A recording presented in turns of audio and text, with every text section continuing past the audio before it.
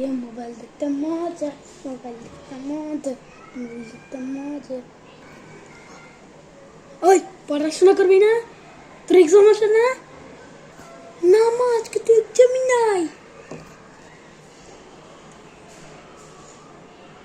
এক্সামই নাই তো।